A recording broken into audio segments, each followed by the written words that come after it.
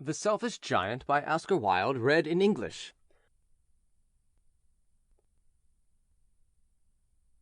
Every afternoon, as they were coming from school, the children used to go and play in the giant's garden. It was a large, lovely garden with soft green grass.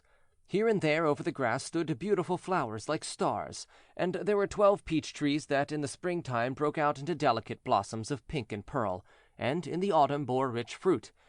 The birds sat on the trees and sang so sweetly that the children used to stop their games in order to listen to them. "How happy we are here!" they cried to each other. One day the giant came back. He had been to visit his friend the Cornish Ogre, and had stayed with him for 7 years. After the 7 years were over, he had said all that he had to say, for his conversation was limited, and he determined to return to his own castle. When he arrived, he saw the children playing in the garden. "What are you doing here?" he cried in a very gruff voice, and the children ran away. "My own garden is my own garden," said the giant. "Anyone can understand that, and I will allow nobody to play in it but myself." So he built a high wall all around it, and put up a notice board: "Trespassers will be prosecuted." He was a very selfish giant. The poor children had now nowhere to play. They tried to play on the road, but the road was very dusty and full of hard stones, and they did not like it. They used to wander round the high wall when their lessons were over, and talk about the beautiful garden inside. "How happy we were there!" they said to each other. Then the spring came, and all over the country there were little blossoms and little birds. Only in the garden of the Selfish Giant it was still winter. The birds did not care to sing in it, as there were no children, and the trees forgot to blossom. Once a beautiful flower put its head out from the grass, but when it saw the notice board it was so sorry for the children that it slipped back into the ground again and went off to sleep. The only people who were pleased were the snow and the frost. "Spring has forgotten this garden," they cried, "so we will live here all year round." The snow covered up the grass with her great white cloak, and the frost painted all the trees silver. Then they invited the North Wind to stay with them, and he came. He was wrapped in furs, and he roared all day about the garden and blew the chimney pots down. "This is a delightful spot," he said. "We must ask the hail on a visit." So the hail came. Every day for 3 hours he rattled on the roof of the castle till he broke most of the slates, and then he ran round and round the garden as fast as he could go. He was dressed in gray, and his breath was like ice. "I cannot understand why the spring is so late in coming," said the Selfish Giant, as he sat at the window and looked out at his cold white garden. "I hope there will be a change in the weather." But the spring never came, nor the summer. The autumn gave golden fruit to every garden, but to the giant's garden she gave none. "He is too selfish," she said. So it was always winter there, and the North Wind and the hail and the frost and the snow danced about through the trees. One morning the giant was lying awake in bed when he heard some lovely music. It sounded so sweet to his ears that he thought it must be the king's musicians passing by. It was really only a little linnet singing outside his window, but it was so long since he had heard a bird sing in his garden that it seemed to him to be the most beautiful music in the world. Then the hail stopped dancing over his head, and the North Wind ceased roaring, and a delicious perfume came to him through the open casement. "I believe the spring has come at last," said the giant, and he jumped out of bed and looked out. What did he see? He saw a most wonderful sight. Through a little hole in the wall the children had crept in, and they were sitting in the branches of the trees.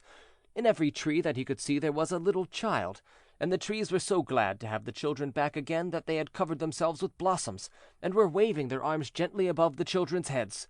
The birds were flying about and twittering with delight, and the flowers were looking up through the green grass and laughing. It was a lovely scene, only in one corner it was still winter.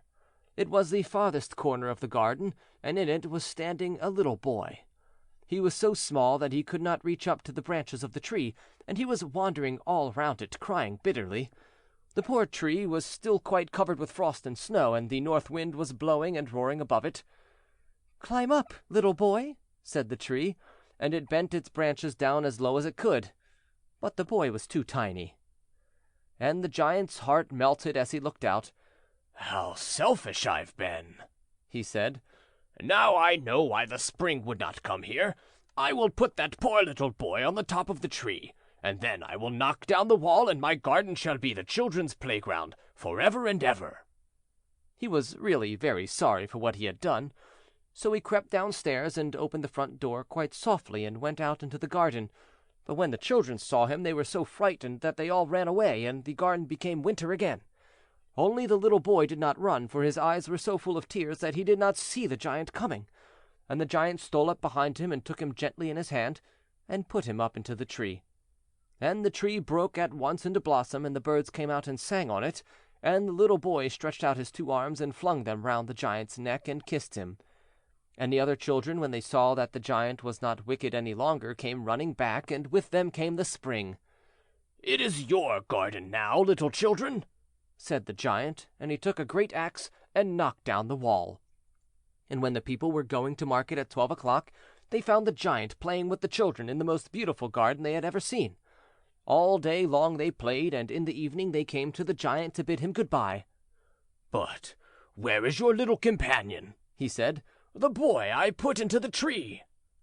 The giant loved him the best, because he had kissed him. "We don't know," answered the children. "He has gone away." "You must tell him to be sure and come here tomorrow," said the giant. But the children said that they did not know where he lived, and had never seen him before, and the giant felt very sad. Every afternoon, when school was over, the children came and played with the giant, but the little boy whom the giant loved was never seen again. The giant was very kind to all the children, yet he longed for his first little friend, and often spoke of him. "How I would like to see him," he used to say. Years went over, and the giant grew very old and feeble. He could not play about any more, so he sat in a huge armchair and watched the children at their games and admired his garden. "I have many beautiful flowers," he said, "but the children are the most beautiful flowers of all." One winter morning he looked out of his window as he was dressing. He did not hate the winter now, for he knew that it was merely the spring asleep and that the flowers were resting. Suddenly he rubbed his eyes in wonder and looked and looked. It certainly was a marvelous sight. In the farthest corner of the garden was a tree quite covered with lovely white blossoms. Its branches were all golden, and silver fruit hung down from them, and underneath it stood the little boy he had loved. Downstairs ran the giant in great joy, and out into the garden. He hastened across the grass and came near to the child, and when he came quite close his face grew red with anger, and he said, "Who hath dared to wound thee?" For on the palms of this child's hands were the prints of 2 nails, and the prints of 2 nails were on the little feet. "Who hath dared to wound thee?" cried the giant. "Tell me, that I may take my big sword and slay him." "Nay," answered the child, "but these are the wounds of love." "Who art thou?" said the giant, and a strange awe fell on him, and he knelt before the little child. And the child smiled on the giant and said to him, "You let me play once in your garden. Today you shall come with me to my garden, which is paradise." And when the children ran in that afternoon, they found the giant lying dead under the tree, all covered with white blossoms. End of The Selfish Giant,